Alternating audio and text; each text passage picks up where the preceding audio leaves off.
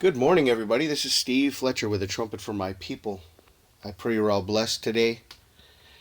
And I want to share some information with you. And I want to ask a couple questions because there's a passage in Matthew chapter 24 that many believe is the end of the Great Tribulation, and that these signs that Jesus gives are the very end of the Great Tribulation. But I want to share a couple things with you and ask us to consider together what Jesus is really trying to tell us in Matthew chapter 24.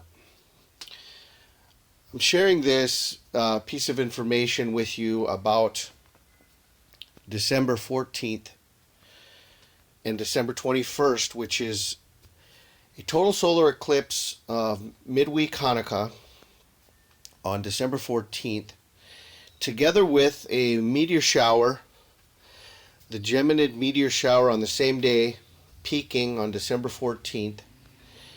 And a week later, Jupiter and Saturn in conjunction. And to me, this speaks of the culmination of the Revelation 12 sign, where Jupiter is the man-child and Saturn is the one that devours the children.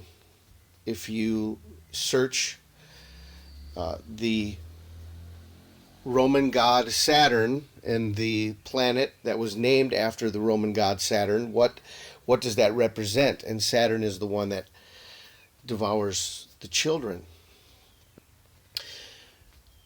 So let us look together at Matthew chapter 24, starting in verse 29.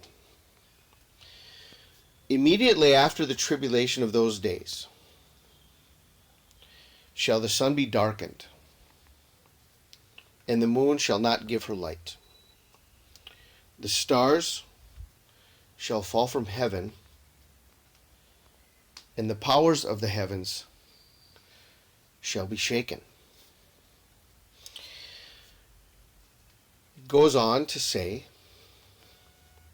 then shall appear the sign of the Son of Man in heaven. Then shall all the tribes of the earth mourn, and they shall see the Son of Man coming in the clouds of heaven with power and great glory. And he shall send his angels with the great sound of a trumpet. They shall gather together his elect from the four winds, from one end of heaven to the other. So we have here the sound of the trumpet. We have the gathering of God's elect. We have the sign of the Son of Man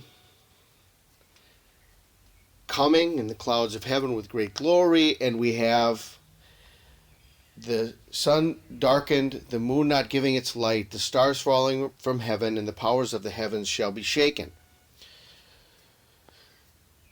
And it says, after the tribulation of those days. So, on December 14th, we have the sun not giving its light, the moon not giving its light. It's a dark moon.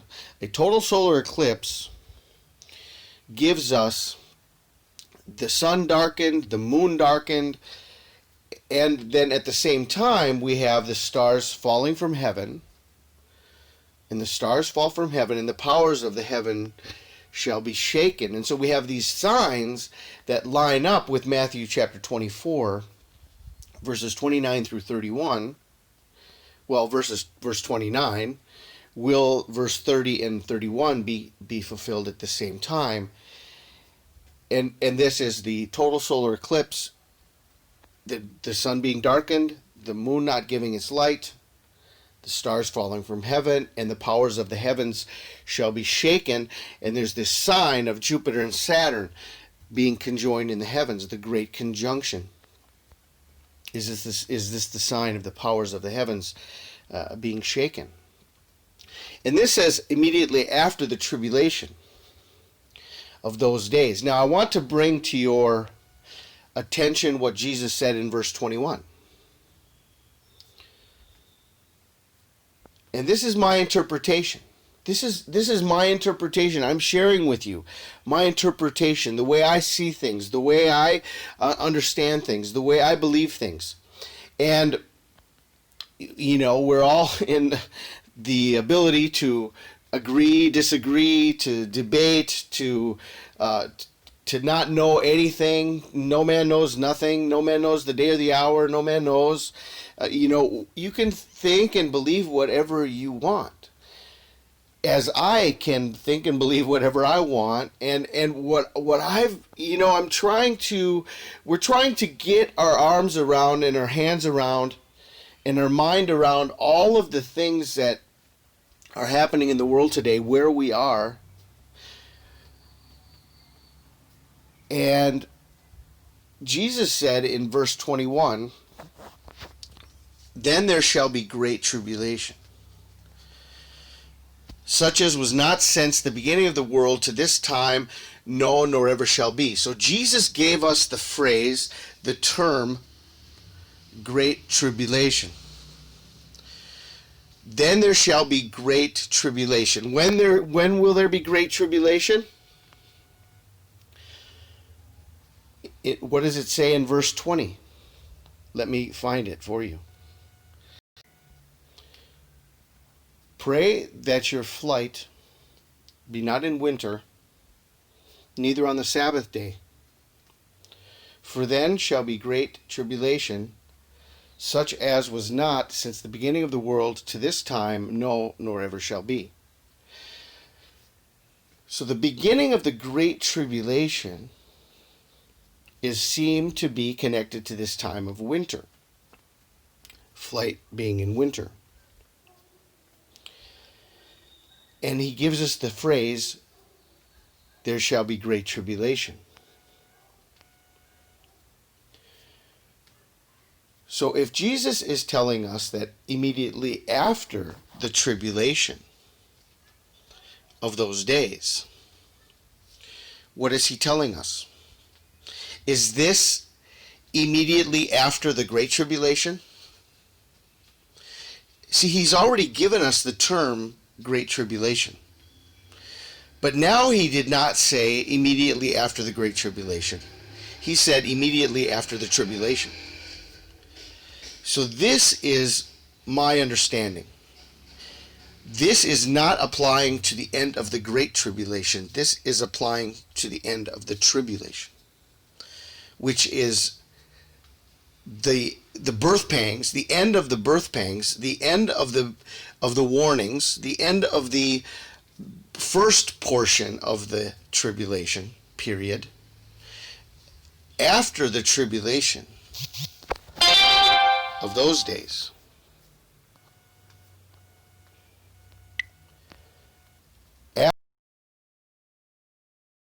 after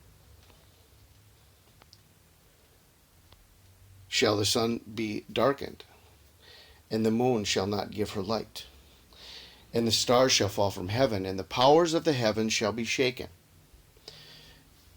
What comes immediately after the tribulation? It's the great tribulation. And Jesus connected the beginning of the great tribulation with the timing of winter. And what happens immediately after the tribulation? Before the great tribulation, at the beginning of the great tribulation, let your flight be not in winter, for then there shall be great tribulation.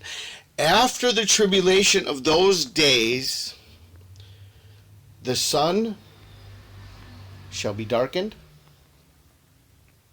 the moon shall not give its light, the stars of the heavens are falling, and the powers of the heavens shall be shaken.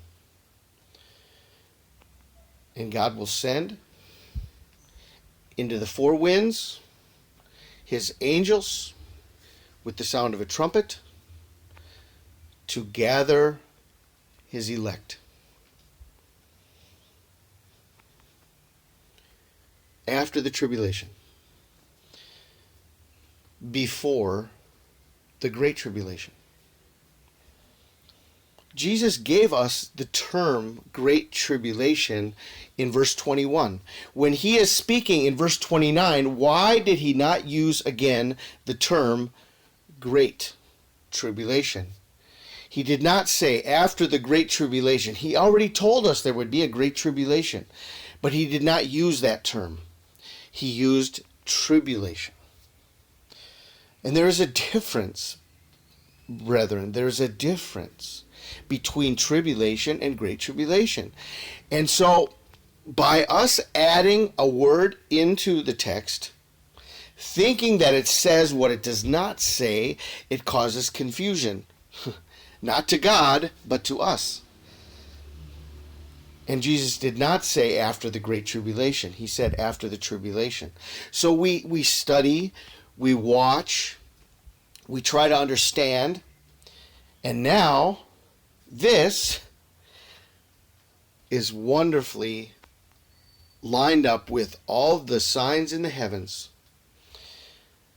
bringing us to the sun not giving its light, the moon being dark, the stars falling from the heavens, the powers of the heavens being shaken, the understanding of the culmination of the Revelation 12 sign in the Jupiter-Saturn conjunction, and the man-child waiting, the dragon waiting to devour the man-child, Saturn and Jupiter. And Hanukkah being the time for the midnight cry and the oil and the wise virgins to receive their escape before the door is shut on the day of the Antichrist, which is the winter solstice. So together we have the signs of the escape of the bride of Christ. And we have the signs of the judgment that is coming upon the world in the Jupiter-Saturn conjunction. And all of this lines up, just as Jesus said, after the tribulation of those days. Now, if you add to this the information I gave you the other day about the dragon, the 1260 days and the flood, and how from December 21st adding 1260 days brings us to the 27th day of Ayar, the 27th day of the second month, the end of the flood. 1260 days. So we have confirmation on both ends. It's the end of tribulation, it's the beginning of great tribulation, it's the rise of the dragon, it's the 1260 days, connecting us to the days of the flood. So what I'm sharing with you is what I believe is that when Jesus said after the tribulation, he's not talking about the second coming. This is the rapture of the church. It's the gathering of the elect. It's the sound of the great trumpet. And it's the sun being darkened, the moon not giving its light, the stars falling from the heaven, and the powers of the heavens being shaken. So, this is what I wanted to share with you. And now that we have passed Pentecost, for those who are not stuck in this bubble of being, demanding that Pentecost be delayed, or that it's a week-long feast, or that there's a 100-day count for Pentecost. No, we understand Pentecost is over, and then we go to the next harvest feast. And tabernacles in the book of Haggai is changed to Hanukkah, because it talks about the shaking of the heavens and the earth in the 7th month, the 21st day of the 7th month, and then it goes on to say in the 24th day of the 9th month, which is the beginning of Hanukkah. So as far as the next harvest feast, tabernacles was transferred to Hanukkah. That in and of itself would be another message that I think we could share about in another occasion, I didn't want to necessarily get into that right now. But Haggai chapter 2 talks about the transference from tabernacles to Hanukkah. So now that we've passed Pentecost and we want to look to the next harvest feast, tabernacles was transferred to Hanukkah. So really, from Pentecost to Hanukkah is not that big of a stretch, right? Now, and so, the summer solstice is important. There may be a lot of signs that happen. There's the total solar eclipse that's happening. But I don't think it applies to the rapture of the church at this point, because it's not lined up with anything on God's calendar. Whereas December 14th through the 21st lines up amazingly with Hanukkah and the day of the Antichrist on the winter solstice. They're connected. It's a 7-day connection between all of this. And then we've got the 7 days, and we've got the 1260 days, and we've got the days of the flood and all of that. And it lines up with the days of Noah and the 7-day warning. And all of that is coming together. And so,